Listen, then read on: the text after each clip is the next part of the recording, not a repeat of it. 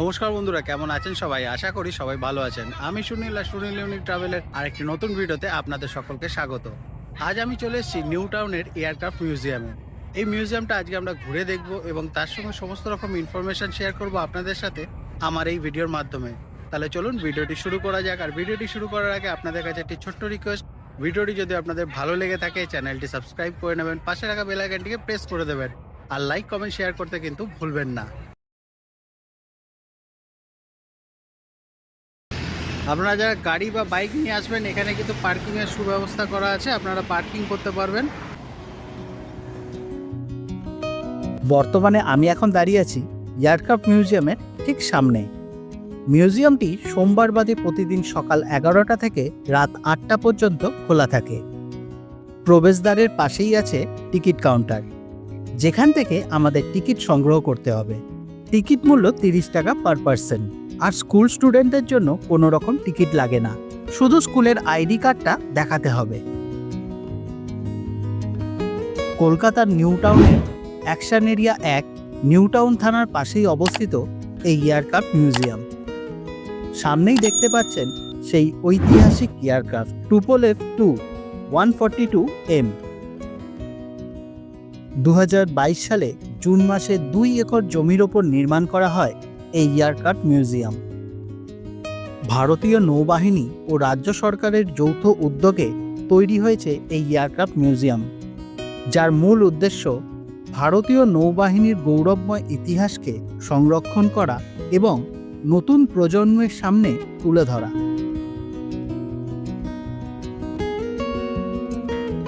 (1988) সাল থেকে 2017 সাল পর্যন্ত প্রায় 30 বছর ধরে ভারতীয় নৌবাহিনীতে কর্মরত ছিল এই এয়ারক্রাফটটি।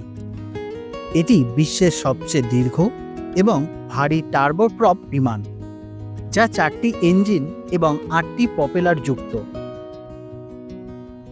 এই বিমানটি দীর্ঘপথ নজরদারি এবং সাবমেরিন বিরোধী অভিযানের জন্য ব্যবহার করা হতো। কার্গিলে যুদ্ধ চলাকালীন এই এয়ারক্রাফটটি ব্যবহার করা হয়েছিল। এই এয়ারক্রাফটটির ভিতরে প্রবেশ করে আপনারা সম্পূর্ণ মিউজিয়ামটি ঘুরে দেখতে পারবেন। এয়ারক্রাফটটির ব্যাকডোর দিয়ে আপনাদের প্রবেশ করতে হবে এবং সম্পূর্ণ মিউজিয়ামটি দেখে আপনারা এক্সিট করবেন এয়ারক্রাফটের ফ্রন্ট গেট দিয়ে। এয়ারক্রাফটটির ভিতরে ভিডিওগ্রাফি এবং ফটোগ্রাফি করা নিষেধ, তাই এয়ারক্রাফটটির ভিতরের অংশটা আমি আপনাদের দেখাতে পারলাম না। তবে আমি এই এয়ারক্রাফটটির মধ্যে প্রবেশ করে যা যা দেখলাম তা সত্যিই দেখার মতো। আমাদের সকলের উচিত অন্তত একবার এই এয়ারক্রাফট মিউজিয়ামটি এসে ঘুরে দেখা এবং আমাদের নতুন প্রজন্মের সামনে তুলে ধরা। তাহলে আপনারা কবে আসছেন এই মিউজিয়ামটিতে? কমেন্ট করে জানাবেন কিন্তু। ভিডিওটি যদি আপনাদের ভালো লেগে থাকে চ্যানেলটি সাবস্ক্রাইব করে নেবেন, পাশে থাকা বেল আইকনটিকে প্রেস করে দেবেন আর লাইক কমেন্ট শেয়ার করতে কিন্তু ভুলবেন না।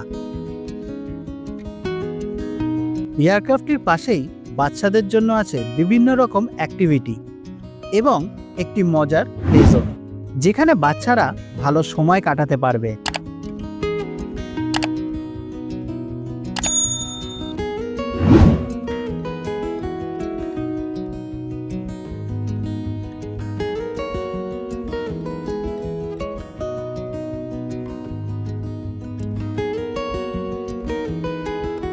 পার্কের চারিদিকে রয়েছে এই রকম সব বসার জায়গা।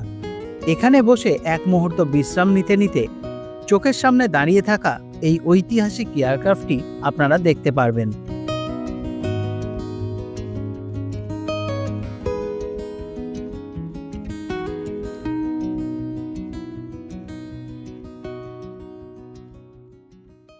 ভিডিওটি তাহলে আজ এখানে শেষ করছি, দেখা হবে আর একটি নতুন ভিডিওতে। আর ভিডিওটি যদি আপনাদের ভালো লেগে থাকে চ্যানেলটি সাবস্ক্রাইব করে নেবেন, পাশে রাখা বেল আইকনটিকে প্রেস করে দেবেন আর লাইক কমেন্ট শেয়ার করতে কিন্তু ভুলবেন না।